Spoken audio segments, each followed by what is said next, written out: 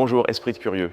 Avez-vous déjà eu l'impression qu'en essayant de définir un mot important, vous finissiez par utiliser d'autres mots qui eux-mêmes nécessitent d'autres définitions, créant ainsi une chaîne infinie qui ne semble jamais toucher une vérité solide ou définitive?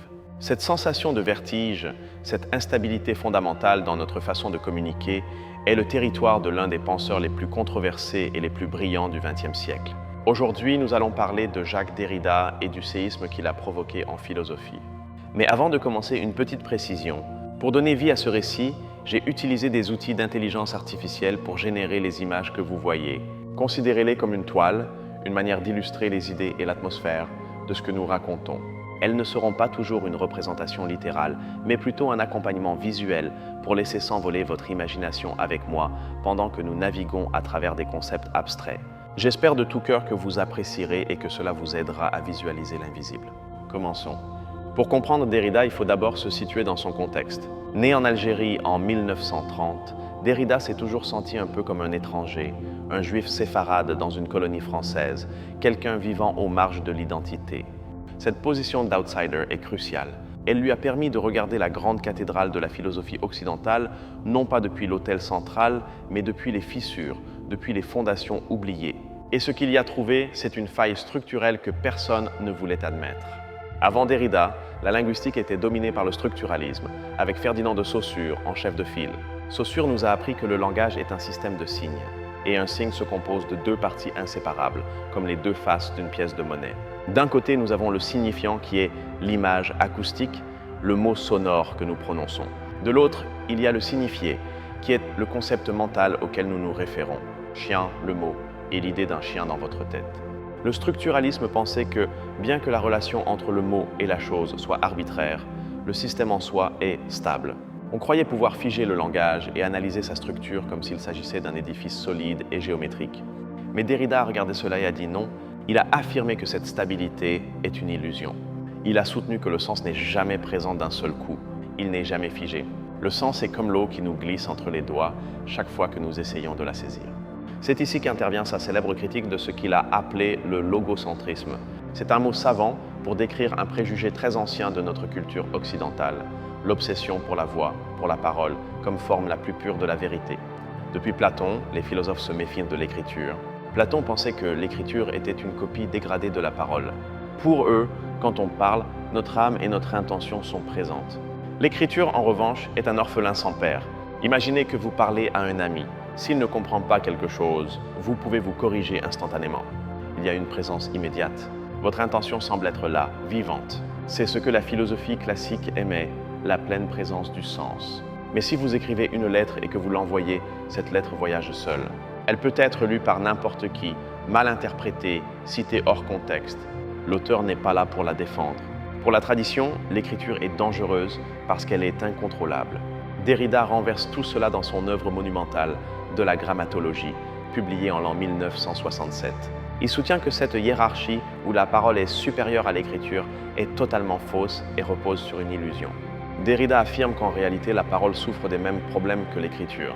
Même quand je parle, j'utilise des signes que je n'ai pas inventés, des mots qui existaient déjà avant moi. Mon propre langage est déjà une forme d'écriture dans l'air. C'est ce qu'il appelle l'archi-écriture. C'est l'idée que tout langage, qu'il soit parlé ou écrit, fonctionne par différence et absence et non par des présences pleines.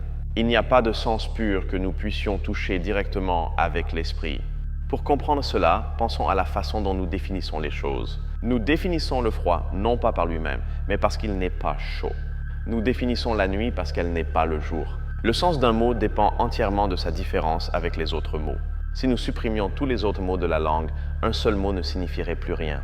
Sa valeur vient de sa position dans le réseau. Par conséquent, le sens ne réside pas à l'intérieur du mot, mais dans l'espace entre les mots. Cela nous amène au concept le plus célèbre et le plus difficile de Derrida, la différence. Notez que je le prononce normalement, mais qu'il l'écrit avec un « a » au lieu d'un « et ». En français, la différence est inaudible à l'oreille. Elle ne se voit qu'à l'écrit. Ce jeu de mots est un piège génial. Derrida nous oblige à regarder l'écriture pour comprendre le concept, brisant ainsi la priorité de la parole. Mais que signifie réellement cette différence avec un « a » ?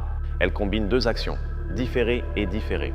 D'abord, cela signifie être différent, ne pas être identique. Comme nous l'avons dit, un chat est un chat parce qu'il n'est pas un chien, mais le second sens est temporel. Différer au sens de reporter, de remettre à plus tard, comme lorsqu'on diffère un paiement. Derrida nous dit que le sens final d'une phrase est toujours reporté. Quand vous lisez le premier mot d'une phrase, vous n'en connaissez pas encore le sens complet avant d'avoir lu le dernier. Et ce dernier mot renvoie à un autre contexte. Nous n'arrivons jamais à un point où nous pouvons dire « Voici le sens complet et pur, immobile et présent ». Il y a toujours une trace, une empreinte de ce qui est devenu avant et une promesse de ce qui viendra après.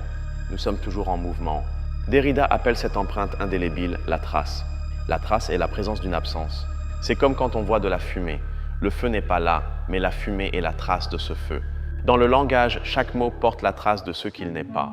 Cela semble très abstrait, mais cela a des conséquences dévastatrices sur notre compréhension de la vérité et des textes. Si le sens n'est jamais fixe, alors aucun texte n'a d'interprétation unique, correcte et définitive autorisée par l'auteur. C'est ici que naît la pratique de la déconstruction. Beaucoup de gens croient que déconstruire signifie détruire ou démolir. Rien n'est plus faux. Derrida ne veut pas briser les textes, il veut démonter leurs mécanismes pour voir comment ils fonctionnent. Déconstruire un texte signifie le lire avec une attention extrême, en cherchant les failles, les contradictions internes et, surtout, les hiérarchies cachées que le texte tente d'imposer comme naturelles, mais qui sont en réalité construites. La philosophie occidentale s'est construite sur des oppositions binaires, le bien contre le mal, l'homme contre la femme, la raison contre la folie, la parole contre l'écriture. Dans chaque paire, l'un des termes domine et l'autre est vu comme inférieur ou négatif. La déconstruction cherche à identifier ces hiérarchies et à les renverser, non pas pour créer une nouvelle hiérarchie où l'opprimé opprime à son tour, mais pour montrer que l'opposition elle-même est instable, que les termes ont besoin l'un de l'autre et se contaminent mutuellement. Par exemple, pensons à l'opposition entre nature et culture. Traditionnellement, nous voyons la nature comme le pur et la culture comme l'artificiel qui s'y ajoute. Mais Derrida montrerait que notre idée de la nature est déjà un concept culturel. Nous ne pouvons pas accéder à la nature pure sans utiliser le langage et la culture pour la décrire. Par conséquent, la pureté de la nature est un mythe. Elle est toujours déjà suppléée par la culture. Le supplément est essentiel, pas accessoire. Ce concept du supplément est vital. Un supplément, c'est quelque chose qui s'ajoute à quelque chose de soi-disant déjà complet. Mais si vous avez besoin d'ajouter quelque chose, c'est que l'original n'était pas aussi complet que vous le disiez. Le supplément révèle un manque. Derrida applique cela à l'écriture. Si l'écriture n'est qu'un supplément de la parole, une aide à la mémoire, pourquoi la parole a-t-elle besoin de cette aide ? Parce que la parole seule est éphémère, elle disparaît. L'écriture révèle la carence de la parole. En faisant cela, Derrida ne joue pas avec les mots pour s'amuser. Il remet en question les bases mêmes de l'autorité. Si le sens n'est pas fixe, qui a le droit de dire « voici la vérité absolue et incontestable ». Cela a eu un impact massif, non seulement en philosophie, mais aussi en littérature, en droit, en architecture et dans les études culturelles. Il nous a donné des outils pour questionner les discours de pouvoir qui se déguisent en vérité naturelle et évidente. Pourtant, Derrida a été immensément critiqué. De nombreux philosophes analytiques l'ont accusé d'être un charlatan, d'écrire de manière volontairement obscurantiste pour paraître profond sans rien dire de clair. La bataille académique fut féroce. Il est vrai que son style est difficile. Derrida écrit en cercle, utilise des métaphores, des jeux de mots et plusieurs langues. Mais il dirait qu'écrire clairement signifie souvent simplement répéter les préjugés établis sans les remettre en question. Pour Derrida, la clarté absolue est suspecte car le monde n'est pas clair. Le langage n'est pas une fenêtre transparente, c'est un verre avec une texture, des imperfections et des reflets. Ignorer cela, c'est ignorer la réalité du support dans lequel nous pensons. Dans ces dernières années, Derrida a tourné son regard vers l'éthique et la politique. Il s'est demandé si tout est déconstructible, qu'en est-il de la justice ? Et voici l'une de ses affirmations les plus surprenantes. La justice est indéconstructible. On peut déconstruire les lois, car ce sont des textes écrits par des humains à des moments historiques. Mais la justice, avec un grand J, est une aspiration infinie vers l'autre. C'est une promesse que nous ne tenons jamais tout à fait, et c'est pour cela qu'elle ne peut être close. Cela nous amène à son concept d'hospitalité. Pour Derrida, la véritable hospitalité consiste à recevoir l'autre, l'étranger, sans lui demander de se traduire complètement dans notre langue ou nos normes. C'est une ouverture radicale à l'inconnu. Mais il admet que cette hospitalité absolue est impossible en pratique. Nous avons toujours des frontières, des clés et des conditions. Nous vivons dans la tension entre la loi de l'hospitalité inconditionnelle et les lois conditionnelles de la politique. Derrida a également exploré le concept du don. Pour qu'un cadeau soit pur, il ne doit rien attendre en retour, pas même de la gratitude. Car si j'attends de la gratitude, ce n'est plus un cadeau, c'est un échange économique. C'est une dette, cela crée une aporie, un paradoxe insoluble. Au moment où je reconnais quelque chose comme un cadeau, je le détruis en tant que tel car il entre dans le cycle de la dette. Le véritable don est impossible, mais c'est cette impossibilité même qui nous pousse à donner. Derrida nous a appris à vivre avec ces apories, à ne pas chercher de solutions rapides qui éliminent la contradiction. Parfois, l'éthique consiste à maintenir la tension, à douter, à savoir que nos décisions ne sont jamais pures ni parfaites. Un autre concept fascinant est celui des spectres. Dans son livre Spectres de Marx, Derrida parle d'anthologie. Le présent est toujours assailli par les fantômes du passé et par les fantômes du futur qui n'est pas encore advenu. L'histoire n'est pas une ligne droite que nous laissons derrière nous. Le passé persiste, il nous hante, il exige justice. Et le futur n'est pas quelque chose de prévisible, c'est un événement qui nous surprend, comme un fantôme qui traverse un mur. Cette idée résonne aujourd'hui plus que jamais. Nous vivons dans un monde numérique où rien ne s'efface vraiment, où les vieux textes ressurgissent, où l'autorité de l'auteur s'estompe. Internet est, à bien des égards, la matérialisation de l'archi-écriture de Derrida. L'hyperlien est la structure derridienne par excellence. Un texte qui mène à un autre, qui mène à un autre, sans centre, sans fin. Nous naviguons dans un réseau de références infini, où le contexte change à chaque clic. Derrida est mort en l'an 2004, mais son fantôme est toujours bien vivant. Sa pensée nous vaccine contre les dogmatismes. Elle nous alerte contre quiconque dirait « j'ai la solution finale, j'ai la vérité unique, fermez le livre ». La déconstruction est en fin de compte une affirmation de la vie, car ce qui est complet, fermé et parfaitement défini est mort. La vie est ambiguïté, changement, interprétation constante. C'est un texte qui ne finit jamais de s'écrire. En lisant Derrida, nous apprenons à lire le monde autrement. Nous apprenons à écouter ce qui n'est pas dit, à voir ce qui se cache dans les marges. Nous apprenons que notre identité n'est pas une forteresse fermée, mais un tissu de relations avec les autres. Nous ne devons pas craindre l'instabilité du sens. Cette instabilité est ce qui permet la poésie, la créativité, le pardon et la promesse. Si les mots n'avaient qu'un seul sens rigide, nous serions des robots exécutant des commandes, pas des humains qui pensent. Derrida nous invite à une responsabilité infinie. Comme il n'y a pas de règle fixe garantissant que nous avons raison, nous sommes responsables de chaque interprétation que nous faisons, de chaque décision que nous prenons. Nous ne pouvons pas blâmer le système. C'est une liberté terrifiante, oui, mais c'est aussi la condition de notre dignité. Penser par soi-même, c'est déconstruire les voix qui nous disent quoi penser. C'est oser regarder l'abîme du langage et y trouver notre propre voix. Alors, la prochaine fois que vous lirez un texte ou que vous écouterez un discours politique, ou même quand vous débattrez avec quelqu'un, souvenez-vous de Derrida. Cherchez la fissure, cherchez ce qui est exclu pour que l'argument paraisse solide. Demandez-vous, qu'est-ce que ce texte ne veut pas que je sache ? Qu'est-ce qu'il réprime ? C'est là, dans cette absence, que se cache souvent la clé la plus importante. Lire est un acte de détective, un acte de résistance. Jacques Derrida ne nous a pas laissé un système fermé, il nous a laissé une manière de questionner.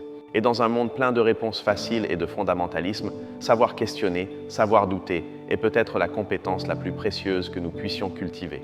La déconstruction n'est pas la fin de la philosophie. C'est une invitation à philosopher de nouveau, avec humilité et audace. C'est accepter que nous n'aurons jamais le dernier mot et que c'est très bien ainsi. La conversation doit continuer. Je veux approfondir un instant le lien entre Derrida et la littérature. Il aimait la littérature car, contrairement à la philosophie, la littérature sait qu'elle est une fiction. Elle ne prétend pas dire la vérité avec un grand V, et en cela, elle est plus honnête. Des auteurs comme Joyce ou Kafka fascinaient Derrida car leurs textes sont des labyrinthes délibérés. Ils résistent à une lecture unique. Ils nous obligent à nous perdre dans le langage, à expérimenter la matérialité des mots, pas seulement leur sens. Cela efface la frontière rigide entre philosophie et littérature. Pour Derrida, la philosophie est aussi un genre littéraire. Elle utilise des métaphores, de la rhétorique, du style. Ce n'est pas de la science pure. Reconnaître cela ne lui enlève pas sa valeur, cela lui donne une texture humaine. Parlons aussi du pharmakon, un autre terme grec que Derrida analyse chez Platon. Pharmakon signifie à la fois remède et poison. L'écriture est un pharmakon. Elle guérit l'oubli, mais empoisonne la mémoire vive. Elle est les deux à la fois. La logique occidentale déteste ces ambiguïtés. Elle veut que quelque chose soit A ou B. Mais le pharmakon est A et B. La déconstruction habite dans ce « être », dans cette indécidabilité que notre logique binaire tente désespérément d'expulser. Il est fascinant de voir comment ces idées, qui semblent si théoriques, touchent notre vie émotionnelle. Combien de fois ressentons-nous de l'amour et de la haine en même temps, du désir et de la peur? Notre expérience interne est déconstructive, elle est rarement pure et simple. Derrida nous donne la permission d'accepter cette complexité. Nous n'avons pas à nous purifier pour être valables. Nous sommes des êtres faits de traces, d'histoires contradictoires, de fragments des autres. Et c'est dans ce mélange impur que réside notre richesse. Même l'idée du moi est une construction. Il n'y a pas de petit bonhomme à l'intérieur de ma tête qui dirige tout. Mon moi est le résultat d'un processus continu de différenciation, de mémoire et de langage. Je suis un texte en train de s'écrire. Cela peut donner le vertige. S'il n'y a pas de sol ferme, où nous tenons-nous? Derrida dirait que nous apprenons à nager. Nous n'avons pas besoin d'un sol en béton pour bouger. L'eau, avec ses courants et sa profondeur, nous porte si nous savons comment fluer. L'architecture a également adopté la déconstruction. Des architectes comme Peter Eisenman ou Zaha Hadid ont conçu des bâtiments qui défient la symétrie et le centre, qui semblent être en plein éclatement ou effondrement, mais qui tiennent debout. Ces bâtiments sont des monuments visuels à la pensée de Derrida. Ils nous montrent que l'équilibre n'a pas besoin d'être statique. Il peut être dynamique, précaire, exaltant. La forme suit la fiction, pas seulement la fonction. Pour en revenir à la politique, Derrida fut un défenseur inlassable des droits de l'homme, mais toujours d'un point de vue critique. Il a lutté contre l'apartheid, défendu les sans-papiers. Sa philosophie avait du mordant dans le monde réel. Il voyait dans l'État-nation une autre structure qui tente d'imposer une identité pure et excluante. La déconstruction de la nationalité cherche à ouvrir les frontières, non pour les abolir imprudemment, mais pour les rendre plus poreuses et humaines.